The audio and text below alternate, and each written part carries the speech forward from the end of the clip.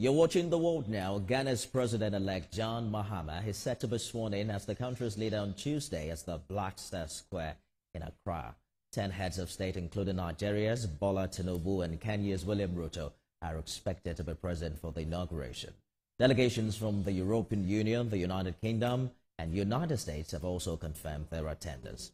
President Bola Tinubu will depart Lagos today for Accra, the capital of the Republic of Ghana, to attend the inauguration. And his trip to Africa is at the invitation of the president-elect, who had visited the Nigerian leader earlier in December.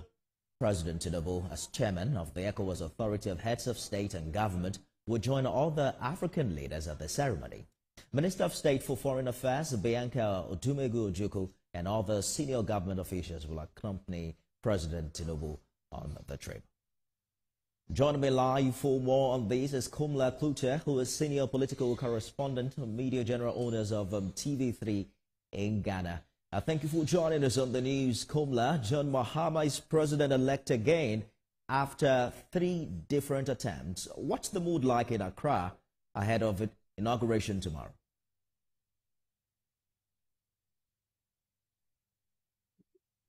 Well, it's been quick and also that of joy, the expectation of many, especially supporters of the current opposition, National Democratic Congress, who by midnight tomorrow, or by midnight of today or by tomorrow, early in the morning, will become the ruling party. It's been that of joy. It's been long, for 8 years. They've gone round the countryside campaigning and have finally won the favor and have reposed confidence in them. If you look at the number of seats that they have won in parliament, or what you call the Senate in Nigeria, they've won in excess of 180 seats. As it stands now, there's still some legal issues being looked at here and there, but at the last count officially from the Electoral Commission, they have won 183 seats out of 276.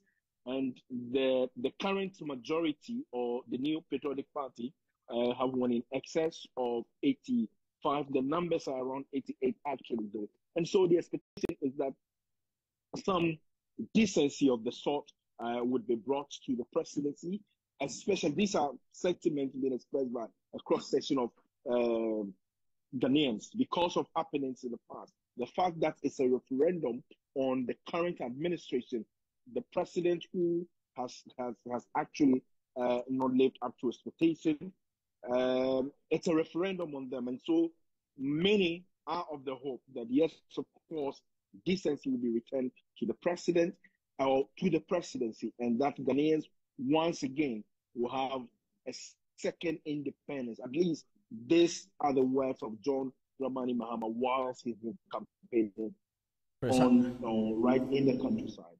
Precisely what are the expectations in terms of economic growth and job creation and addressing the current economic challenges facing Ghana, which became critical during the election?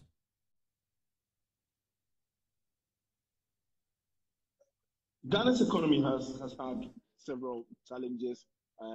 We have seen, a ditch in the economy. We have seen debts, increase in debts. We continue to see the energy sector that has accrued a lot of debt as we speak.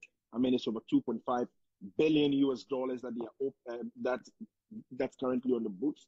The reserves almost depleted, and I mean, you're going into the next administration with, for instance, a debt or what is termed as the domestic debt exchange, where many people have lost their investments, and we are seeing the elderly, the aged people who have gone on retirement, gone on the streets, protesting why they have, or why the government, the current administration, is not able to pay them the entitlement due them because of investment. Either two, government bonds were the safest, if one has any money or is going on retirement.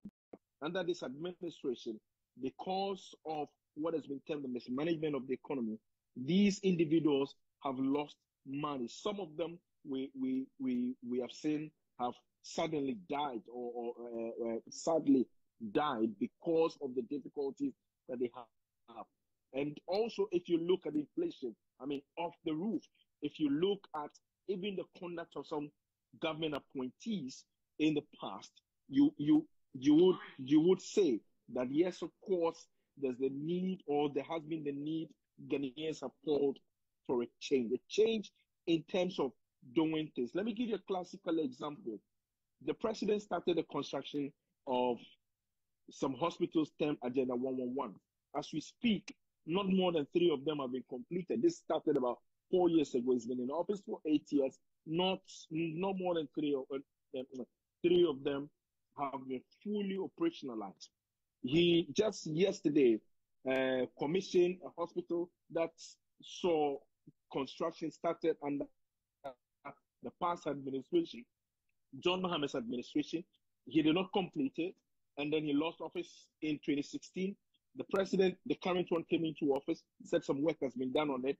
Only yesterday he went and commissioned, so to speak, an uncompleted hospital facility. Is generated a lot of controversy in the country, to the extent that the contractor on the project has had to issue a disclaimer indicating that the building is incomplete, or the project was wrongful for the president to go ahead and to commission it.